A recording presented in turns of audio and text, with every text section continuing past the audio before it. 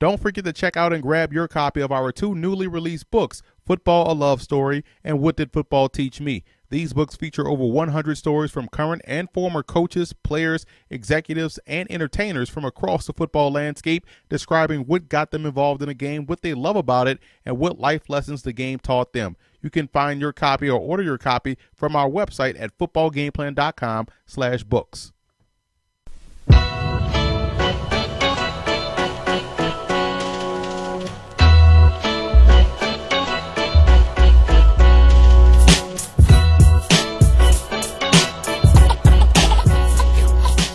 Welcome to footballgameplan.com, where football makes sense. I'm Emory Hunt, the czar of the playbook. Bring you a football game plan special presentation.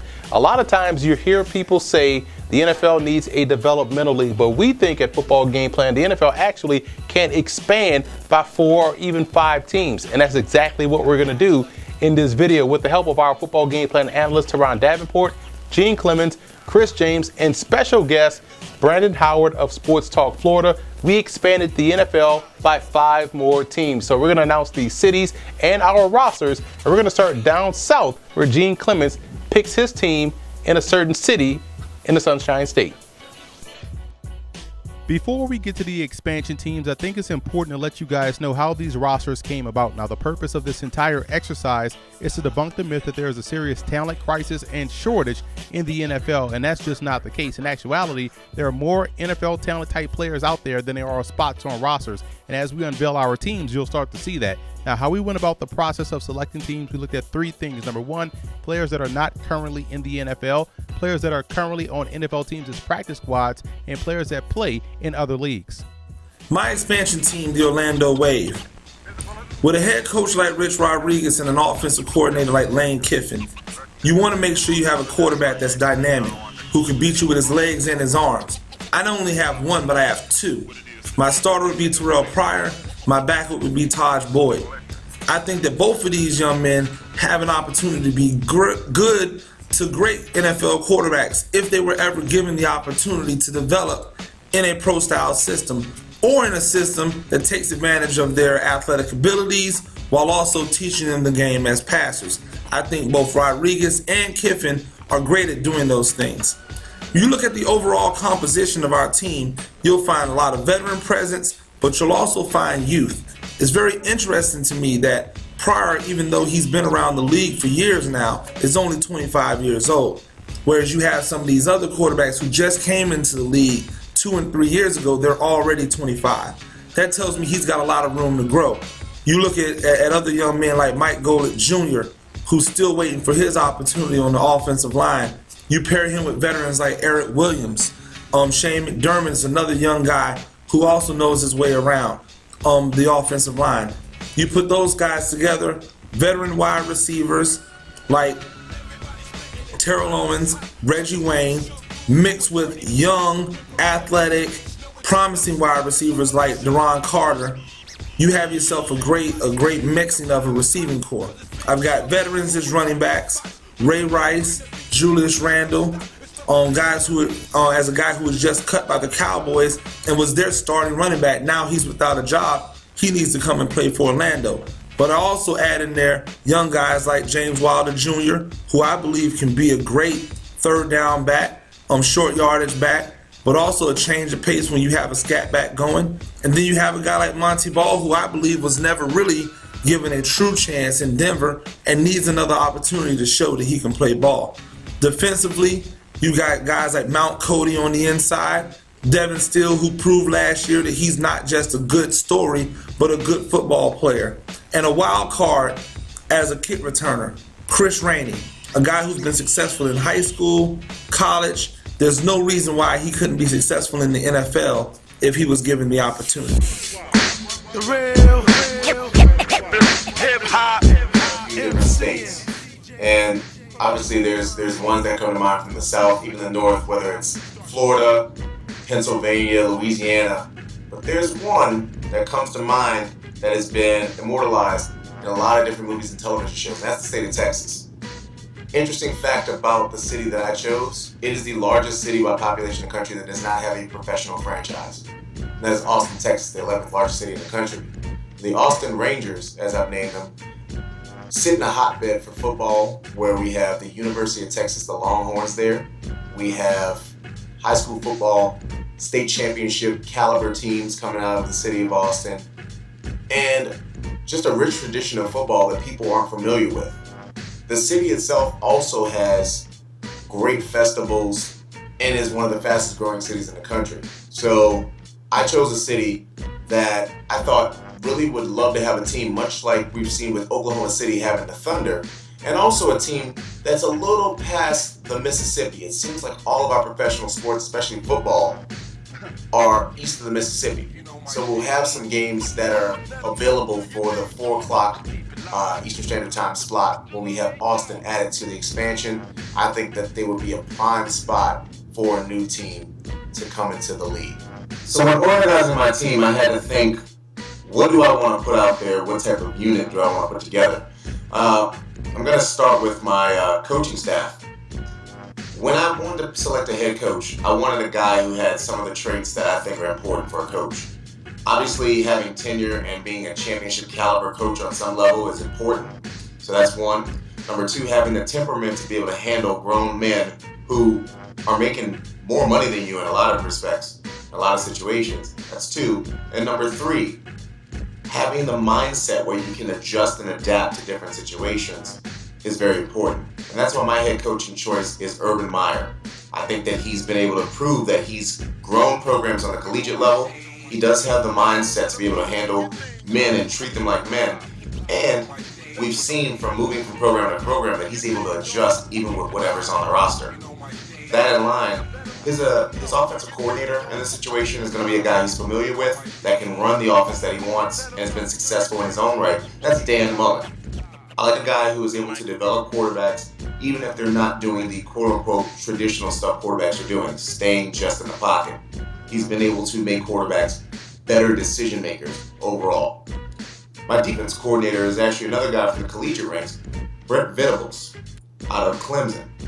I like the guy's energy, also his schemes, and the fact that he never will sit back and let a team march down the field to beat him. He's going to make sure that you have to go against pressure, makes you make decisions, and I think that that's the style that I can truly appreciate from a defensive standpoint. As far as my offensive player, or in this particular situation, players, this is quarterback position, which has been very important across the NFL. The highest paid position for a reason, very protected in some respects, but in discussions with the rest of the football game plan team in the past, we wondered if certain styles of offense could work on the NFL level. Running more of this read option, but also power option based offense, I've selected not one or two, but 3 quarterbacks and an emergency guy that could run this system. So my starting quarterback is Tim Tebow. The familiarity that he has with the coaching staff, as well as the type of offense that's going to be run, and the fact that we know that in crunch time, Tim Tebow responds the way you're supposed to respond. He is my starter. His backup is Blake Sims. I like the guy's tenacity, and while he's not the most polished passer, he can learn under the tutelage of a Dan Mullen, who has worked with guys like Dak Prescott and make him a better passer. And again, he's not going to be called to action unless necessary. And my number 3 guy is a guy whose athleticism is unrivaled, a guy who had to switch positions to get into the league, and that is Nick Marshall out of Auburn. He has a lot of similarities and familiarity with running an offense of this caliber and type, and I think also working with a guy like Dan Mullen can be beneficial. On the defensive side of the ball, there's one position that I really focused on, and it's a position that I'm proud of, and I think Ben Venables would be proud of as well. That's the middle linebacking core. Be running the 3-4 scheme, so I'd have 2 starting middle linebackers. Those guys are Andrew Jackson out of Western Kentucky and Tyler Starr out of South Dakota. I also have as my backup middle linebackers Daryl Sharpton out of Miami and Nico Johnson out of Alabama. That unit and those guys, I think that they're heady, they're tackling machines, and they're playmakers. They will be the coaches on the field for that defensive unit, and I feel comfortable with these guys heading up my team as my captains on each side of the ball.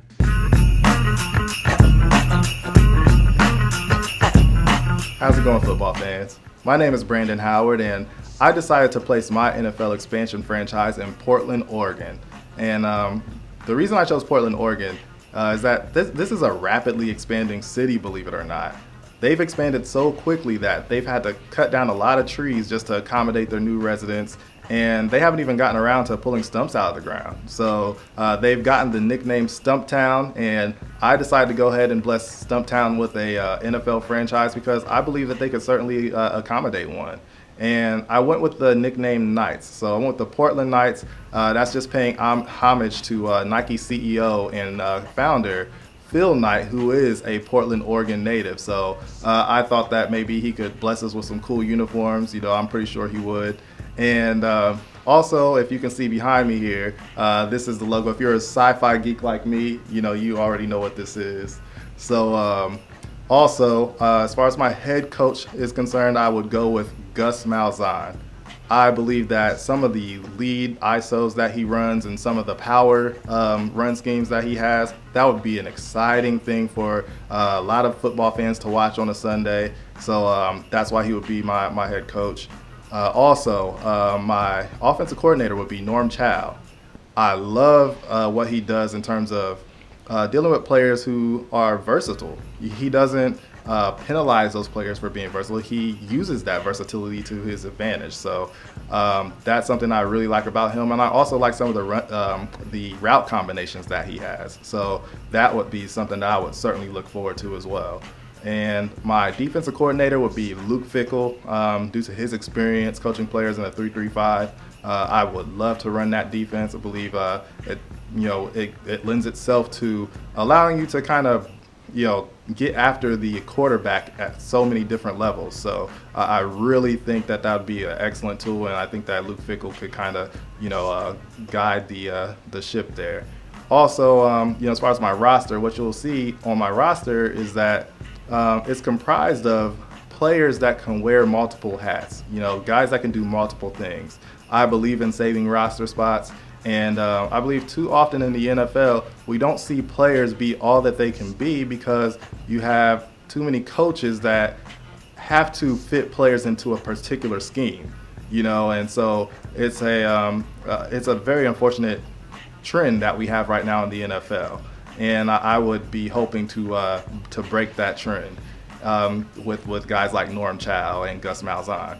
So on my offense, you'll see Dree Archer as my running back, and as well as Storm Johnson. And what I would like to do is run a lot of 3-back formations. You would have Trey Millard as one of the sniffers, one of the up-backs, and also Colt Lyerla as one of the sniffers or the up-backs. And a combination of Storm Johnson as a deep back, and as well as Dree Archer as a deep back. So those guys working off of one another, and you have Colt Lyerla who can play some tight end, fullback. He can play so many different things. Dree Archer who can play running back, wide receiver. He can play in the slot. So I think that those types of players lend itself to offensive continuity, and I believe that this team could have some success fairly early on. As far as my defense is concerned, I would have Dante Moak at one of the spurred positions in that 3-3-5, and he's essentially another linebacker, so he's the cleanup man. He's the guy that's coming around making tackles. He'll obviously finish the season with over 100 tackles. Because just coming down in the alley and making plays, just playing freely, see ball, go get ball. And I think that that's, the type of play, that he needs to be successful. So that's pretty much it for the Portland Knights and Stumptown. Thank you very much. My city is Las Vegas. Head coach is Herm Edwards. Want a high energy guy to kind of get this group of guys who I feel deserve another chance in the league. I want a high energy guy to lead them, and want a veteran coaching staff as well. So we brought in Brian Billick as the offensive coordinator, and we tapped NFL offices, and we brought Ted Cottrell in as a defensive coordinator, former Buffalo Bills coordinator. So basically, just looking at the roster, it's just a collection of guys that I liked either when they were in the NFL or when they were coming out. For example, Casey Pierce is a tight end I really liked out of Kent State. He didn't make it with the Lions for whatever reasons, but that's going to be my starting tight end. My quarterback, Josh Freeman. Hey, listen, man, he was productive in the league, 4,000-yard passer, whatever happened in Tampa kind of scrambled his eggs, and he just wasn't able to get back into the league and get back into a good situation. But I think he has the talent to play. Looking at some of the guys on the roster, I mean, we got Kenny Cook, a young receiver, Aldrick Robinson, a guy who could stretch the field. It's interesting when you look at the roster and you look at the talent out there. I mean, there's a lot of guys that have experience in the NFL, or guys that I think could do well in the NFL. You take a Devontae Bosby, a corner out of Pittsburgh State, got caught up in the mix with Kansas City, had an injury, and they had to waive him. He's a guy that could definitely play in the league. So that's a solid corner that I have on the roster. Quentin Pointer is another guy I think has a lot of talent. He could play in the league as far as he's a ball hawk, and he's a guy that could bump inside and cover the slot. So that's somebody else that I put on there. Looking at some of the other defensive backs, Javier Arenas, I'm surprised that he doesn't have a job in the NFL. Return men are always valuable, but in addition to that, he could cover that slot. So he serves a dual purpose. He fills 2 roster spots. So there's a bunch of guys that we could talk about, anywhere from Samson Steele, who has tried out for a few teams at the center, one of the strongest offensive linemen in the league. I have him. I have DeMarcus Dobbs, a guy who definitely deserves another chance. He bounced around from the Seahawks to 49ers and vice versa. I think that's a really good defensive end. So this roster, for the most part, is built.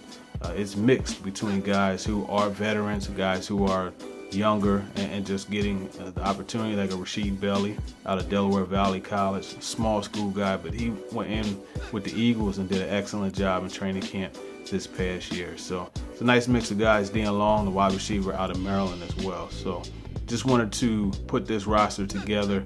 I think that we are able to put together some teams that could actually compete, and just to really dispute the myth that there is not enough talent in the NFL.